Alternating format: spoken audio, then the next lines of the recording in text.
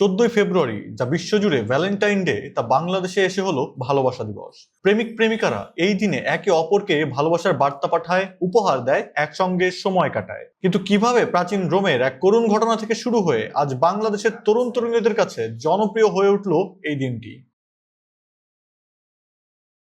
তৃতীয় শতাব্দীর রোমান সাম্রাজ্যে সম্রাট ক্লডিয়াস দ্বিতীয়ের শাসনামলে এক অদ্ভুত নিষেধাজ্ঞা জারি করা হয়েছিল। সম্রাট বিশ্বাস করতেন অবিবাহিত পুরুষেরা যুদ্ধে বেশি মনোযোগী হয় এবং দক্ষ সৈনিকে পরিণত হয়। তাই তিনি সৈনিকদের বিয়ে করা নিষিদ্ধ করেন। কিন্তু সেন্ট ভ্যালেন্টাইন নামে এক খ্রিস্টান পাদ্রী এই আদেশ মেনে নিতে পারেননি। প্রেমকে শৃঙ্খলে বাঁধা যায় না, এই বিশ্বাস থেকেই তিনি গোপনে প্রেমিক প্রেমিকাদের বিয়ে পড়িয়ে দিতেন। কিন্তু এ কাজ বেশি দিন গোপন থাকেনি।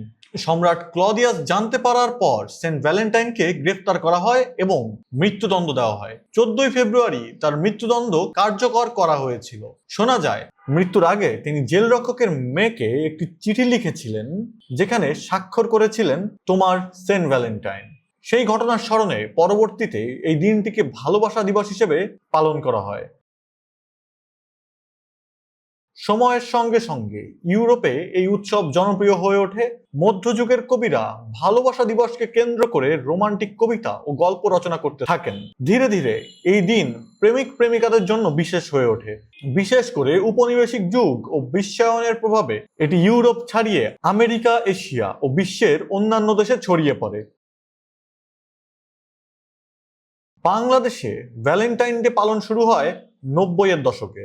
যায় যায় দিন সম্পাদক সাংবাদিক শফিক রেহমান দিনটি জনপ্রিয় করার ক্ষেত্রে বড় ভূমিকা রাখেন বলে ধারণা করা হয়। প্রথম দিকে এটি ছিল ঢাকার কয়েকটি আধুনিক এলাকায় সীমিত, বিশেষ করে বিশ্ববিদ্যালয় ক্যাম্পাস ও তরুণদের মাঝে এটা জনপ্রিয়তা পেয়েছিল। ধীরে ধীরে এই উৎসব শহর থেকে মফস্বল এমনকি গ্রাম অঞ্চলেও ছড়িয়ে পড়ে। এখন 14ই ফেব্রুয়ারি এলে তরুণ তরুণীরা লাল পোশাক পরে ফুল ও উপহার বিনিময় করে, একসঙ্গে সময় কাটানোর জন্য রেস্তোরাঁয় ভিড় জমায়। বাংলার সংস্কৃতিতে ভালোবাসার প্রকাশ চিরকালই ছিল। আমাদেরও আছে চণ্ডীদাস, রজকিনীর গল্প, লোকগীত, বৈষ্ণব পদাবলী বা বাউল গান। শিল্প ও কবিতায় প্রেম ও বিরহের গভীর অনুভূতি প্রকাশ পেয়েছে। পাশাপাশি পহেলা ফাল্গুন বা বসন্ত উৎসবও ভালোবাসার সঙ্গে জড়িত। তবে বাংলাদেশে ভালোবাসা দিবস নিয়ে বিতর্কও আছে। অনেকে মনে করেন এটি পশ্চিমা সংস্কৃতির অনুসরণ, যা আমাদের ঐতিহ্যের সঙ্গে যায় না। আবার কেউ কেউ বলেন ভালোবাসা প্রকাশের জন্য নির্দিষ্ট কোনো দিনের প্রয়োজন নেই, এটি প্রতিদিনের অনুভূতি। অন্যদিকে বিতর্কের আরেক কারণ, এই 14ই ফেব্রুয়ারিতে স্বৈরাচার এরশাদের বিরুদ্ধে শিক্ষা আন্দোলন করতে গিয়ে নিহত হয়েছিল জাফর, জয়নাল, দীপালি, কাঞ্চনের মতো বেশ কয়েকজন আকুতভয় মানুষ। তারাও অধিকারকে ভালোবেসে শহীদ হয়েছিল এই দেশে।